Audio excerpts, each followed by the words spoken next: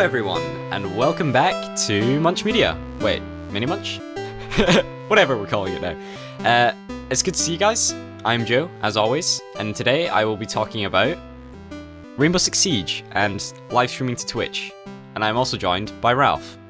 I love that you're in such a streaming mode that you introduced the podcast by saying, "It's good to see you guys again." It's good to see you guys again. Good to see you guys. Yeah, we can't see you, and you can't see me. In the ear holes. No, Yeah. I'm Ralph. I should have said that. And Cool, I'm gonna... I said it. It's all good. Thanks, buddy. I forget sometimes. And I'm going to be talking about Bodyguard, the big zeitgeisty TV show of the moment. Yeah, I was going to say, just Bodyguard. I will talk about Bodyguard. It actually really annoys me because I think it should be called The Bodyguard, but it can't because there's already a fucking film called The Bodyguard. I think I've heard of the film. Who's it got? Has it got Samuel L. Jackson? No, it's a Kevin Costner. It's one of a really famous song, which is like, I will always... I'm not going to... Will always love Whitney Houston? you. Yeah, that's it. Whitney Houston? Sorry, that's kind of rude, actually. Yeah, that song. I just do that a lot. I've never seen the film. I've only heard the song. Oh, okay. Well, that's okay. I've not seen the film either, so...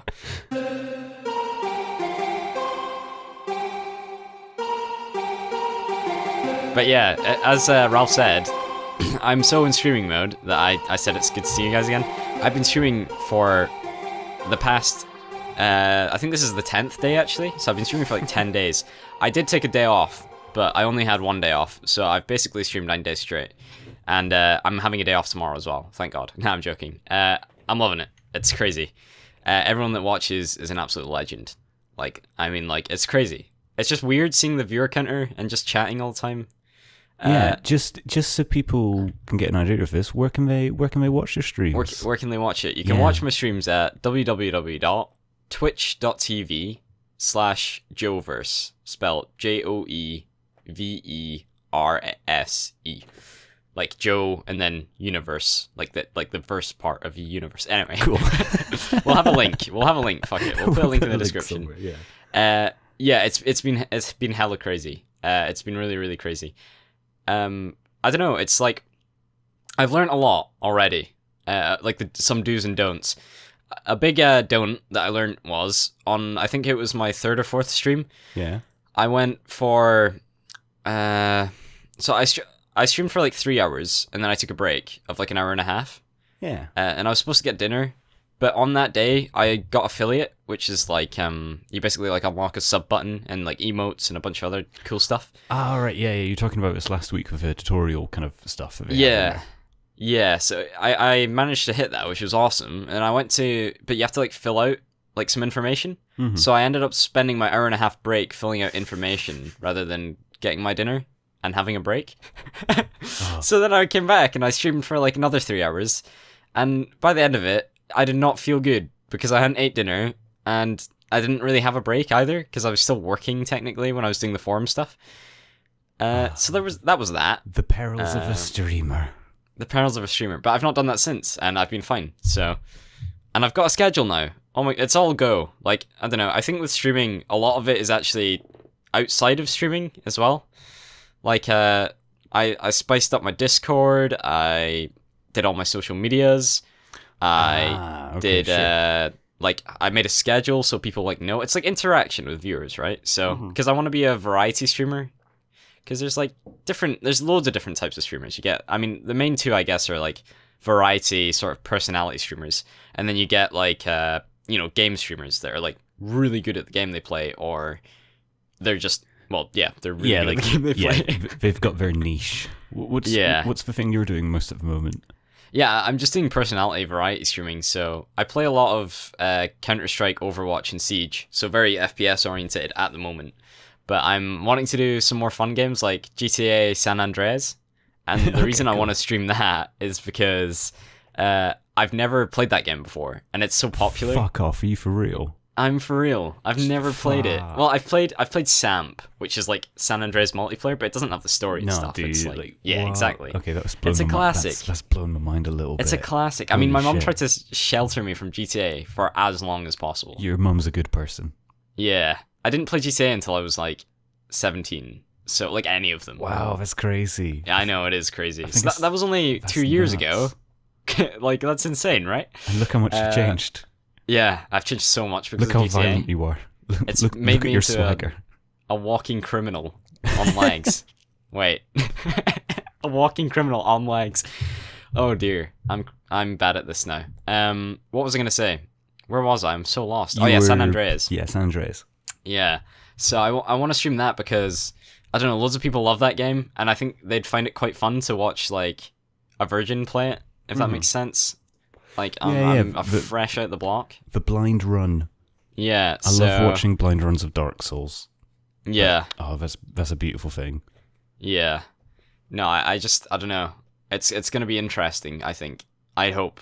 But I'll plan that out in the future with my new schedule. And I want to do like a viewer night, like games like party game night, and cool. a bunch of other stuff. I don't know. And I'm getting a new SSD because I've wanted to stream PUBG, but as many streamers probably face issues, your PC can't stream everything.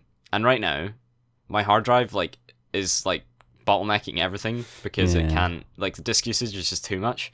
So I need to get an SSD for my Windows, so it frees up some disk usage for everything else, and then I can do PUBG. So I'm getting one very soon, hopefully. That's awesome, dude. No, if you need a squad mate for any of this for PUBG, for this PUBG, hell yeah, dude. I haven't played it in 6 months, so I'll give it my best. Oh hell yeah! I've not played it in well, I think I played it kind of recently, but I played like one game. And it didn't go too well. So. Yeah, I think the last time I played it was when I won a solo match, and I just went, I've done it now. I've beat the game. I'm done. Never looking at this again. Yeah, exactly. Plus they I added all the stopped challenge making things as well. Yeah. I don't know how I feel about those. They're okay. But yeah, I've not been inclined to go back and play it very much. But it's a fun game. Tell me about the games you've been playing at the moment. Okay, so... Yeah. I mean, my main game has been Counter-Strike, because a lot of my audience is from Counter-Strike, and I like it. But I've also been playing a lot of Rainbow Six Siege, which I've been, if I'm going to be honest, I've been enjoying more, on stream at least, because I seem to be better at it than CS. Okay, fair enough. On CS, I struggle a little bit, because, like, I don't know, when you're streaming, you're obviously chatting a lot, or, like, if that's your focus, which mine is. So it's very hard to play a game well and be chatting to people and just doing all of that at the same time. So when I play CS, it's really fun chatting to people about everything and CS, but I play really bad because it's just too much to concentrate all at once. But when I play Siege on stream, I don't know, it goes well. I play well.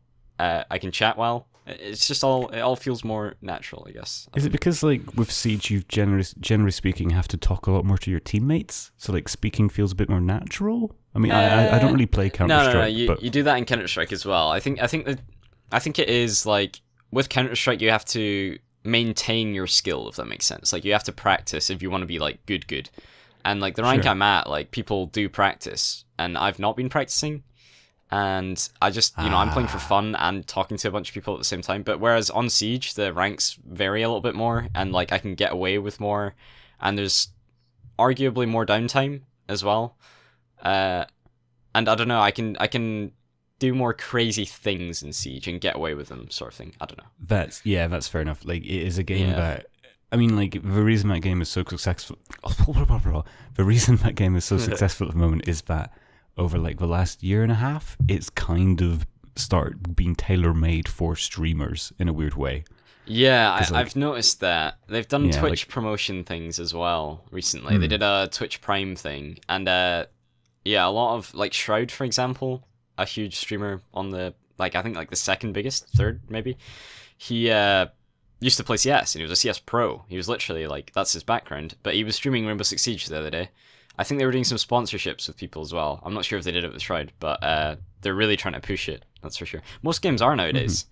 A lot of game companies are they seem to think Twitch TV is very lucrative for advertising, and they'd be right. It would be right. Yeah, I mean, they literally don't have to put any effort into it.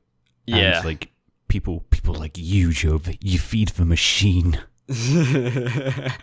we feed it. Well, I don't know. I think it's like an okay thing. I think that, to be honest, it's almost like dangerous. I feel like when people really like streamers, like Fortnite, for example, it's become like a drug to some people, I imagine. And I feel like when people stream it all the time, like, there's no end to it.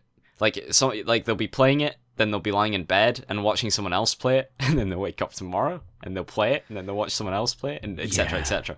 I feel like Twitch is, like, endless, like, I don't know, entertainment for some people, which can be a good or bad thing. I've definitely fallen down rabbit holes in the past where, like, a new Total War game will come out. Yeah. And I'll get super into it, and then I'll immediately go and check out people like Invictus and be like, cool, I want to watch this person play it because I like their style. Yeah. Being that person is a massive history nerd. So I pretend to myself I'm learning. I'm learning by watching Total War. Hell yeah. I mean, like people. That's actually one thing that's cool about the Total War streaming community is that there are people who genuinely use it to make like history documentaries, which is kind of cool, and they like recreate historical battles in that game. Yeah, I think I've seen YouTube videos of that actually. It's a cool thing. It's a cool thing. But like aside from like that and a couple of like when I first got into Battlegrounds, I very rarely just watch a streamer who only plays one game. I quite like variety stuff. I need the variety. Yeah, me too. I think, and I mean, I need the variety to stream as well because I don't know if I had to play one game all day. That's not what I'm about. I don't know. I guess I used to do that, but I kind of stopped doing that a while ago. I think. I don't know why. I noticed I stopped doing that when we first started doing the try to be a streamer stuff. Really? Okay. Yeah, because I mean I would like play one game for like a month. Yeah. And kind of realized actually like I'm just missing out on a lot of stuff at the moment, and it was like doing that and then playing like small party games or like a Telltale game with my older brother, and I was like, right, I forgot how much I fucking love all of these other games, not just like massive RPGs and strategy games. I need to like split my time up between like something like Inside, which takes 2 hours, and then I can jump on and like play Wolfenstein for like 8 hours and just have a blast. Hell yeah. Speaking of Telltale games, you brought them up there. Yeah. I'm sure you've heard the news. Yeah. They're supposedly going to finish The Walking Dead, though. The one they're working on now. Well, yeah, they supposedly, but they're probably not, right? I mean, I've not kept up with The Walking Dead. I lost it. I mean, like, season 2 even was kind of a struggle for me. It was okay. Like, I think the characters in season 2 let me down big time. Because obviously the first one was just good. And then the first one was like a magic moment, like the first season of The Walking Dead. Because there wasn't anything like it as well, right? So no, totally not. Like I maintain that like that's maybe one of the best video games ever made. Yeah. And to try and like recapture that was going to be a struggle for anyone. But like Telltale made awesome stuff aside from that. Like The Wolf Among Us is and then the sequel is not coming. So. I know, that so fucking upsets me because that is legitimately upsets a lot of people. I think. I mean, it's just such a cool concept for a game, right? It's so I don't know. The world is just insane. The Big Bad Wolf Detective. It's so good. It's so good. It's so I really enjoyed watching. I never actually played a Telltale game. I just watched. Actually, that's a lie. I played the Minecraft one, and I'm not gonna lie. Yeah, sure. I actually really enjoyed it. Mm-hmm. It was definitely not for everyone. It's definitely cheesy as hell. But it was actually fun. I don't know, like I played it really casually. So I was on G2A back before it got slandered to absolute no end. Mm-hmm. And I saw the Minecraft Telltale game for like £3. And I was like, oh, £3. Like, can't really go wrong with £3, right? And then I got it, and then I was like, yeah, like, don't get me wrong, like the first episode of that game is actually hard to get through because it's just that cheesy. It's like very for kids. Yeah. That first bit. But then it gets a bit more interesting and like the characters get more depth, and I don't know. Like, it made me want to play Minecraft, which makes sense. But like I don't know, I hadn't wanted to play Minecraft like that for so quite a you while. actually hit on something quite interesting there, which is I think I saw this in Kotaku where they analysed I think it was Kotaku, I'm not sure, like analysed the success of Telltale's games, which are quite often property tie-ins. Yeah. And almost all of their games that they've put out over the last 5 years have generated far more business for the original property than they actually have for Telltale. Yeah, that makes sense. Yeah, it's like the Minecraft game, people did that. They just said, oh, I forgot how much I liked Minecraft. I'll play Minecraft. Uh-huh. Like the Wolf Among Us did all right, but the comic books started to sell way more. And then like Batman. I didn't even know there were comic books. What the hell? Yeah, they're based on it. It's called Fable.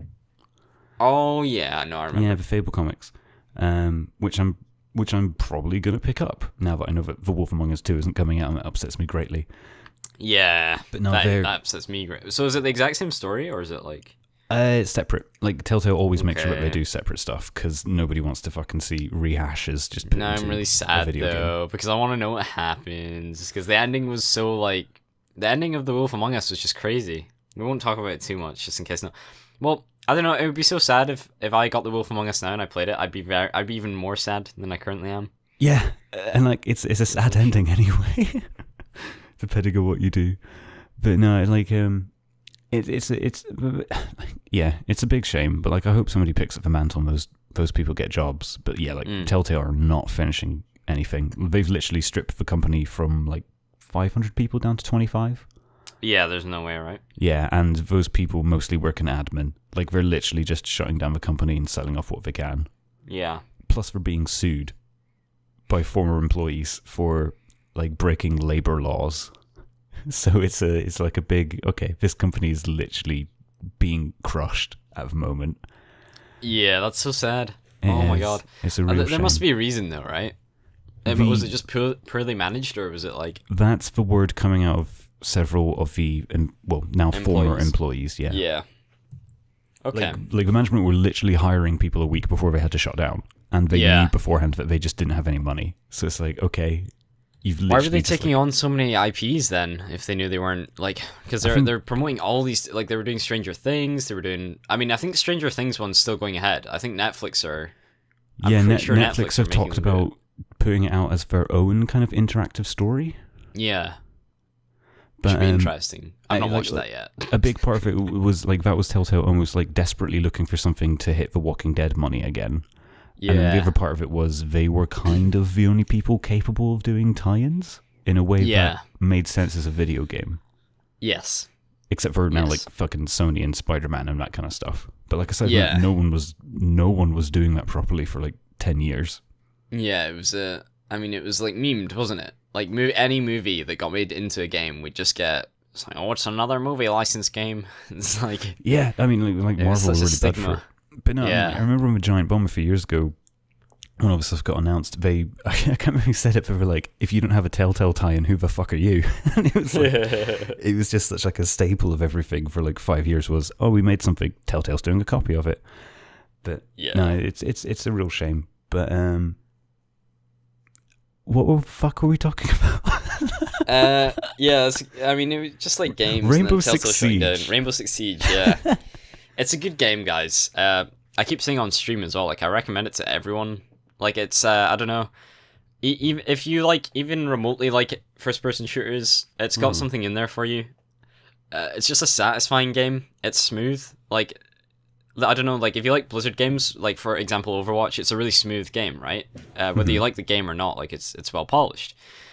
Siege is well-polished as well. Don't get me wrong, it has bugs, but they're not, like, there's a much lower amount of bugs than there used to be, trust me. It doesn't impact your game enough that there will be minor annoyances, but that's like most games. But the actual experience itself, like in-game when you're playing, just feels so smooth. It's like one of those games that's just satisfying to run about in because it's like, it just feels right, almost. I don't know how else to put it. That's cool. The movement feels nice. If you, like, I don't know, the only dodgy thing is these things called deployable shields. And they're the only thing that kind of like impedes movement. Their hitboxes are kind of weird, but apart from that, like hitboxes on things, they just like, I don't know, if you see a wall or like something you can vault over, it feels very natural to vault over it. It doesn't like, I don't know, some games are really bad for that. I think a lot of people hate on PUBG for that actually. Yeah, it feels like with PUBG you can tell that's a system that was bolted on at a later date. And like people just talk about the movement as well, and then they say like, oh, they went for realistic, obviously, but I don't know, like. I don't know if they even did go for realistic or if that's just how it ended up. Like, I don't know. Because, like, you can go for a realistic movement system and still make it feel fluid. Maybe.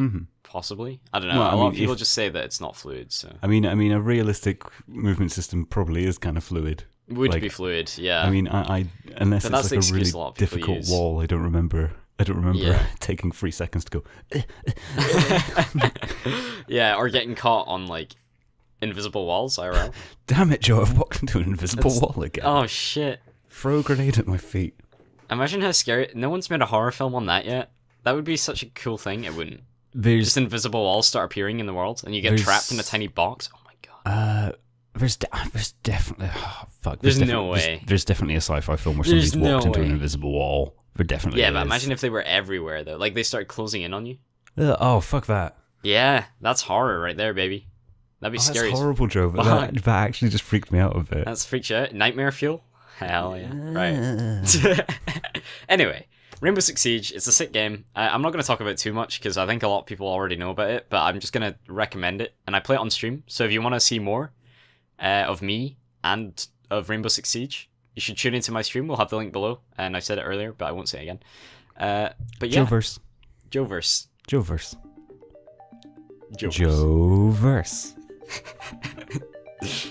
Yeah. I don't know how to throw from this. I don't know. Yeah, that's fine. Just leave it there. Just do your intro or something. Yeah. Okay. Yeah. I'll just give it a pause a little minute to make it seem like we're putting in a music fade. Bodyguard. It's a TV show. It's a TV show? Really? It is. It just sounds like a dude to me. A dude standing there. A buff dude. Funny you should mention that because Bodyguard is in fact a show about a buff dude who just sort of stands there for a bit. That sounds so interesting. Tell me more. Oh, let me tell you. Clearly the creators of the show realised that wasn't in fact an interesting plot for a TV show just to have a dude standing there. So they threw in a bunch of wild conspiracy shit into the middle of it. And it fucking ruined it. So it's like Mall Cop? That kind of Bodyguard? Definitely. No, very much not. Oh, if it's not like Mall Cop, why is it even worth watching though? I say that about all of Andrzej Tarkovsky's films all the time. Bodyguard is the big flagship show from the BBC at the moment. Okay. Also, it's not Netflix. That is insane. Oh, I know. That's We're talking about a TV show that's not on Netflix, guys. Yeah, that's kind of the point. Is that this seems to be the BBC muscling in and saying, "Remember how good normal television is, you fuckers." But it's not. It's not, but not because it's the BBC. Yeah. The problems I have with it are all to do with the writing. Okay. I think you'd be hard pressed to look at the Bodyguard and say that this wasn't amongst the. This wasn't on a technical level amongst the best television being made at the moment. Okay, so you think the budget and just the visual side of it, or just everything but the writing, basically. You can tell the BBC threw a lot of money behind this. Then it got ruined by the writing. Yes, feels bad, man. So yikes. It's first and foremost it's a thriller.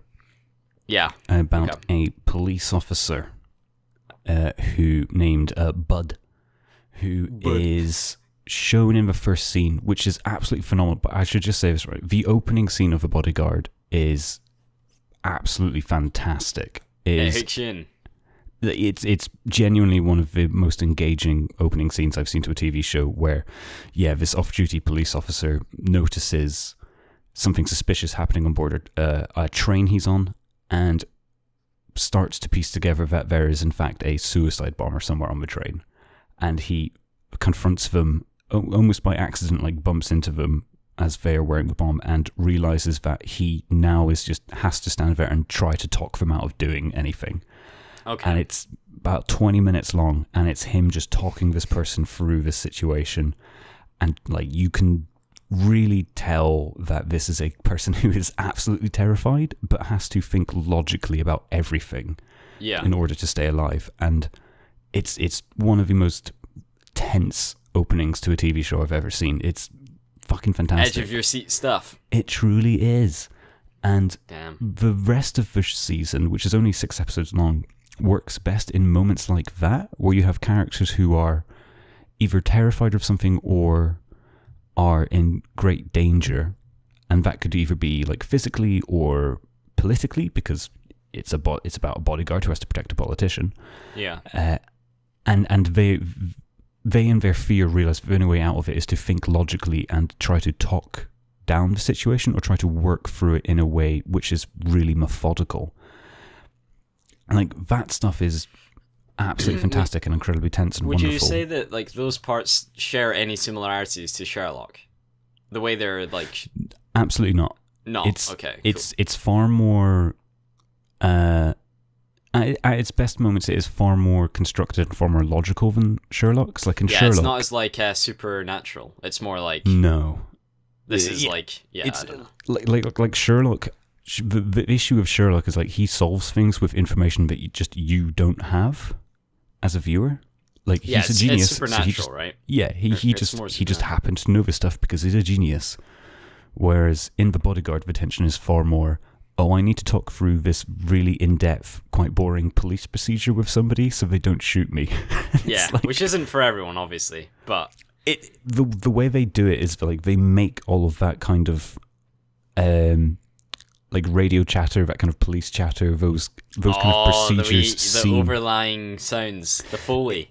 There's some fucking good Foley in this. There's some good Foley. Some good radio squelches. And for anyone that doesn't know what Foley is, we'll just it's like the added sound effects. There's like a dude in a room that like uses props and whatever he's got to make like sound effects. And we talked about this last week. Crazy. Did we? Yeah. Oh, very briefly though, right? Did we actually explain it? Yeah, and we talked about like Star Trek noises and stuff.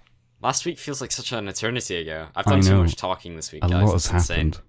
A lot has happened. But no, by the way, can I just say, it's kind of funny that this is our only part 2 episode in a weird way that we've managed in Munch Media, yet we still haven't fucking done the second half of our Star Wars review. Wait, how's this part 2? Because it's like, what's Joe been streaming? Foley work. Yeah, true. Yeah, it's pretty jokes. We'll probably maybe never do that, actually. Yeah, I Aaron's never want to do it now as anyway. well. But no, I'm never going to watch the film again, so... It's very good. But no, the thing that... I don't just want to talk about how great the technical aspect of The Bodyguard is, because there are moments like that opening train sequence which are absolutely fantastic action sequences or thriller sequences.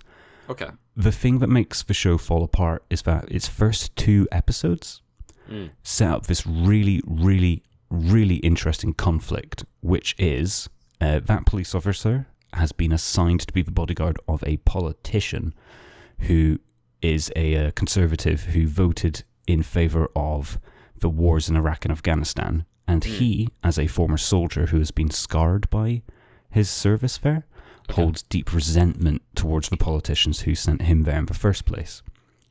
And so the show, but it's his job, it's his duty. But like that's this kind of internal conflict is this person who hates with all of his heart the politicians who sent him into this war, is he capable of putting that aside in the name of protecting them? Yeah, it's like, I mean, that's the central drama, but then it continuously hints that he is in fact going to turn. Like the first 2 episodes seem like it is setting up him going from being the protector into the attacker. Yeah, like that's what the show seems like it's building up towards, and that stuff is really interesting and really exciting because it's a combination of like an assassination thriller. It's a combination of really deep, interesting character study, and for a BBC show, it's actually not afraid of. It takes some risks. Yeah, it doesn't. Like it's straight up like the show continuously is just like all Tories are bastards, I guess, and it's like are you allowed to do this on the BBC? I don't think you are. But then I'm like, maybe the BBC are like, well, we can get away, we can justify saying this, I guess. I mean, like, I don't know. I don't like how politics are tied in like that because it's TV. Like, even if I don't know, it's TV. It's fictional. It's a fictional program, right? So, like, I would feel. I feel far better knowing that they did time the politics, because it'd be a bit weird to have a show about a politician as one of the main characters. Yeah. No, that's what I'm saying. I'm not saying that like they shouldn't have done that. I just mean like why does it matter if it's a fictional piece? Like, I guess it has an effect on the people that watch it, but like if you're that easily affected by a fictional piece on your political views, then I don't think it's ever. I don't think it is remotely trying to convince anyone of anything. Yeah, I know. That's what I mean though. Like, why are the BBC not normally allowed to do that? Like, why would that even matter? That's all mixed in with like state, like because the BBC is partly funded by the government. It would be like really weird if they then started. But it's a fictional piece. It's like I know, but like if the government gets salty, then like They're obviously a bad government. That's all I have to say. Like, I don't even know anything about politics, but if I knew the government got salty over a fictional TV show, I'd probably be like, these guys suck. Like, genuinely, that's how I see it. Do you not remember that time when Labour got really angry when an owl on Springwatch just said, Tony Blair's a cunt, and then they had to cut away? Did it actually? That's hilarious. No, because owls can't say that. Yeah, but they might have dubbed it over. Is what I meant. I'd love it if they dubbed it over. I thought you meant they dubbed it over. That'd be... It's like that video of the Alan! Steve! You know, the little squirrel thing? No. Is it a squirrel? You don't know that video? Genuinely? I'm not good at the internet, Joe. Dude, that's like a classic. That's like a meme before memes, you know? I've been watching real television. I haven't been on the internet. I've been watching real television. I see put how out it is. by a terrestrial broadcaster. Oh god. That's saying... Using so old. Wires in the ground that go into a box. Using the red, white, and yellow I had to use a SCART plug. Oh dear. That's so old school. Before I watched The Bodyguard, a little man came on the screen and said, "Hello, you're joining us for the BBC presentation of The Bodyguard tonight at 7. Fuck's sake. And this week, the Indian gold standard has fallen. No, what was I saying about The Bodyguard? Right, yeah. No, it sets up this really interesting... Fuck you. Sets up this really interesting dynamic with lots of push and pull, and then it just kind of swerves into... Okay, yeah. Like, into bad writing. Like, it swerves into, like, a conspiracy thriller. Okay. Where all of a sudden there's like a big nefarious plot and there are all these people involved and nobody knows who can be trusted, and it stops being a character study of two people and becomes the story of this cop trying to solve like a big conspiracy to change the course of the government. And so do they just chuck in a bunch of characters with no depth? Is that where this is going? Okay. Like they literally have characters who serve no purpose other than to just be occasionally in a scene, say something slightly suspicious, and then leave again before like getting to the end of the show and going, oh, by the way, none of those people were important. That was completely unrelated to everything in the show. They seem to be like addicted to doing that. They want to trick the viewer so badly that they'll just like, but like it's so obvious. They'll make it so obvious. They'll make them say something like you said, really suspicious. And the guy that actually did it will just be like, you won't have even heard about him much. Hey, like, funny you should fucking mention that, because the final 30 minutes of The Bodyguard is literally just like a fucking Scooby-Doo episode, where people who were seemingly completely innocent or had nothing to do with anything are suddenly caught, and they immediately go, aha, well, let me tell you about my big evil master plan. And you're like, if it weren't for you meddling kids. No, it's literally like, oh, if it wasn't for that meddling cop.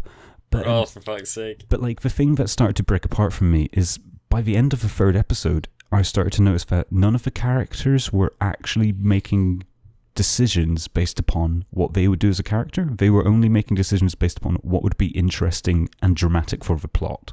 Oh, okay, yeah. So it felt like not immersive anymore. It was just completely like, this is a show. Like, it's like that moment where you're like, okay, I'm watching a TV show. Like a good TV show. Like the tension bit you were talking about at the start. You weren't in that moment thinking, oh, I'm watching a TV show in the back of your head. You were thinking, oh, this is tense. It's like as hell. Like these characters are like going at each other. Like it's such a tense moment. Yeah. But then by the end of it, at this part, you're like, oh, I'm just watching a TV show and it's very over dramatized. It's a real shame because the first two episodes feel really naturalistic. Yeah. Like everything moves at the right pace. Characters make decisions based upon like what we know about them. The situations they find themselves in occur naturally and organically and are given time to breathe.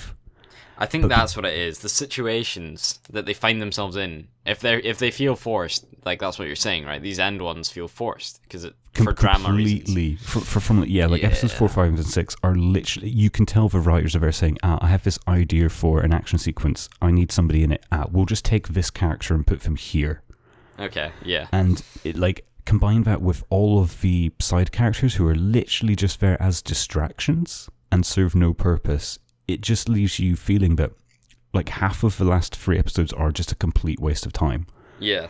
And it's a huge shame because literally everything about this show's presentation, the way it is constructed, is magnificent. And it does remind you that television that isn't being pumped out of America or from big streaming services is still can be really good. Totally. Like it can hang with the best of them, but the severe swerve into the conspiracy stuff in the episode 3 just makes all of the character drama fall apart, and it just completely tosses aside any respect for its characters as it goes on. And it's a fucking shame, because literally everyone in it is amazing, and it's like you're doing an amazing job portraying an idiot doing stupid things that they shouldn't do, and it sucks, because I know you are an amazing actor or actress, and here you are literally going, I'll just run into danger because it's more dramatic, I guess. Yeah. Do you think the editing would have had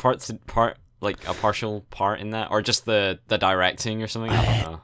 Like all of the direction and all the editing, like literally everything on a technical and artistic standpoint, except for the writing, feel fan-fucking-tastic. Yeah. The only thing I could say is that from that midway point, when things start to develop into strange directions, I started to get a feeling every single episode that they had to lose a bunch of stuff to reach the 6-episode limit.